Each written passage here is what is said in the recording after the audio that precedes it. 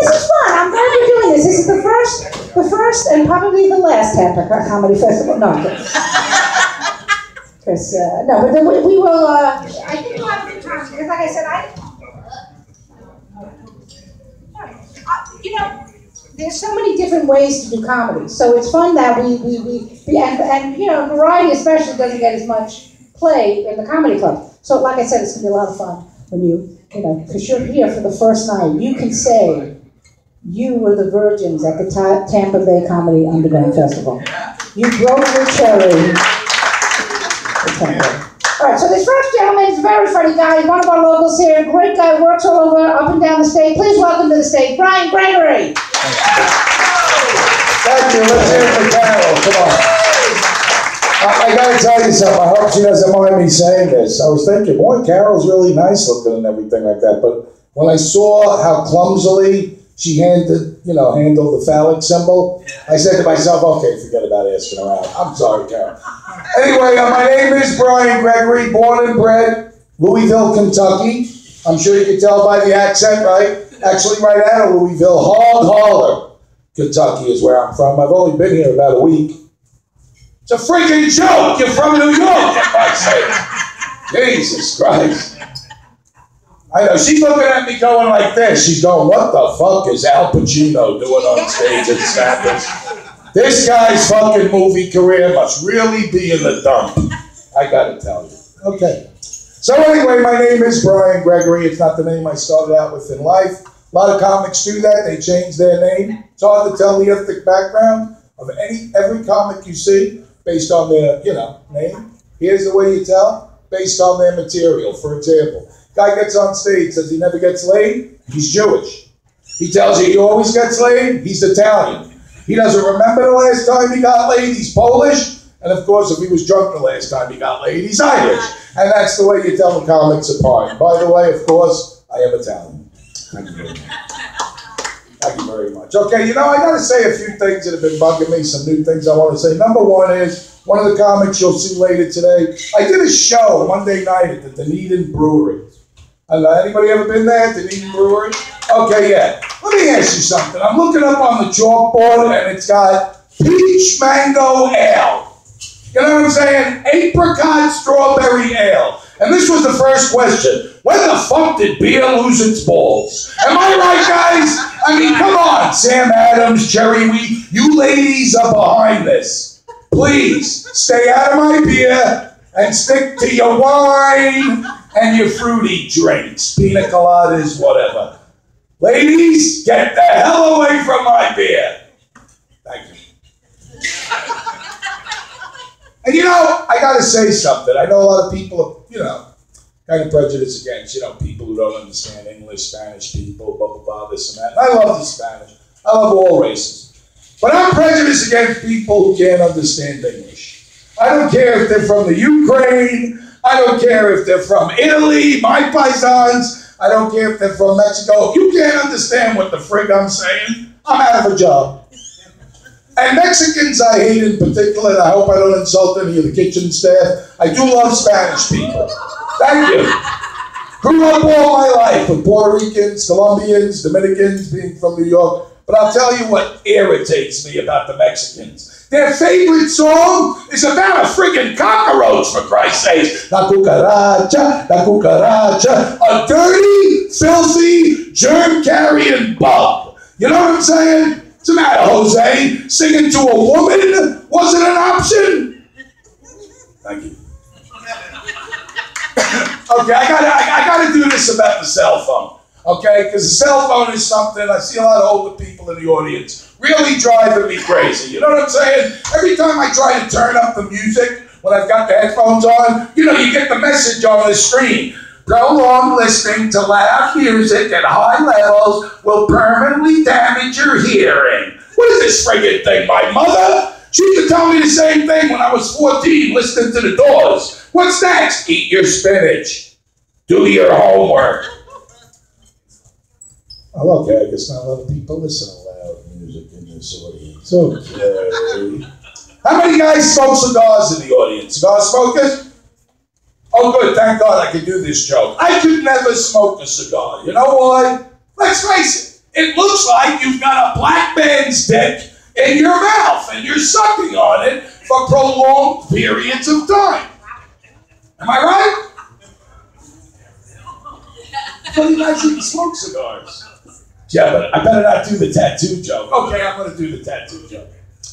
Really nice young lady on the bus the other day, right? She's got a tattoo of Jesus on the crucifix right over here on her right shoulder blade. So the first thing I'm thinking to myself was, forget about doing missionary style with this broad, right? Because, you know, instead of who's your daddy, you're going, forgive me, Lord, forgive me, Lord, forgive me, Lord. That's pretty rough, I'm sure. That's my only tattoo joke. Actually, I have one other. Would you like to hear it? You get a laugh, right? Okay, what the hell? My father was in the Navy in World War II and the Korean War. And, you know, he had all the tattoos. The anchor, the hula girl, the American flag. Let me tell you something. You're fucking a broad that reminds you of your mother, that's bad enough. She reminds you of your father, you're really in fucking trouble. Okay, that's the joke. Okay. You know, I was married once. Anybody? Divorced? Anybody? I gotta tell you something. My lawyer was gonna charge me $6,000 to get divorced. And I didn't have $6,000, honestly. So I sent away for one of those divorce kits. It was advertised in the Tampa Bay Times, $100. They sent me back a loaded 38 and a pillow. No community property, no shared custody of the kids, boom, boom. It's all over, you bury her in the backyard. But my wife was from Russia. And this is no lie. When she was filling out the marriage certificate, my mother-in-law's name, N-A-Z-I. Swear to God, if we have any immigrants in the audience, okay. So I go, what are you kidding? My mother-in-law's a Nazi? And she goes to me, no. Not Nazi. Nazi. Okay, Natasha, it's Nazi. So I meet a brother, my brother-in-law. And his name is A-N-A-L. So as soon as I meet him, I say, hey, how you doing, anal? And he gets really mad at me and he goes, no. It is not anal. It is anal. And this is exactly what I said to him. No, frig face. You're in America now. It's anal. I don't give a shit what it means in your country. In my country, you're an asshole. And it's on your birth certificate. Thank you. Anal. Yeah, sure it is. You know, I know she did something about Bruce Jenner. I got to do something about Bruce Jenner. Because let's face it, that's the big news story. It really is. We can't get the guy out of our mind. You know, my only question is, how the fuck at 60 years old you decide, you know what I'm saying, that you want to be a woman? And they talk about he's so courageous. Oh, Bruce Jenner, he didn't cut the schlongy off yet. You know what I'm saying? How much courage you have to wear like heels and stockings and a brassiere and ladies' underwear? Shit, I used to do that for my ex-wife at least 3 days a week. Doesn't take much courage. Okay, it's a little difficult learning how to maneuver yourself in the stilettos, but believe me, you get the hang of it, gents. And you know, I'm over 50. And that's a funny age. Any over 50 in the audience? Come on. Thank you. And I've noticed I'm too old to take drugs for fun anymore. I have to take them for medicine now. You notice that? I mean, it really sucks. You know, I read in the paper the other day, marijuana is still on the, rise.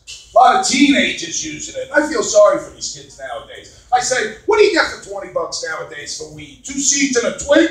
I remember back in 1968 when I started smoking it, got a hefty lawn bag full of it, nickel bag, right? See, they remember, $5. Thank you. And cocaine. You know, I never understood the deal with cocaine. You know, they call it the love drug, cocaine, the love drug. You ever see 2 people trying to make love on coke? By the time they reach orgasm, they've missed about 3 weeks' work. Oh, thank God you got that. I did that at a senior center last night. In Safety Harbor, an 85-year-old broad with a beehive and a leopard skin jacket got up and went, what's he talking about? I drink a Coca-Cola, I'm coming like a dime store. Where are my teeth?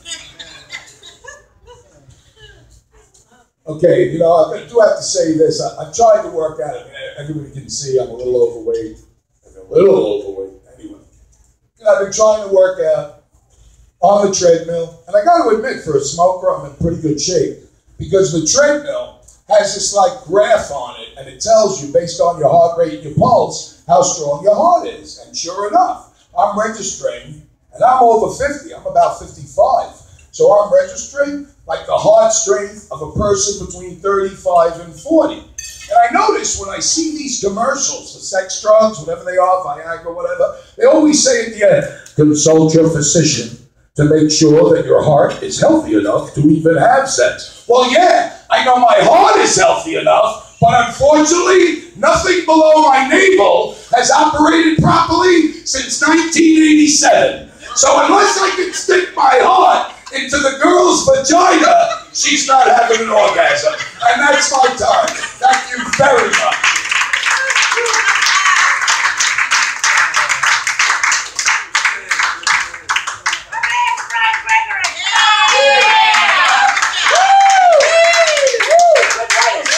We have some new people. Hello, new people.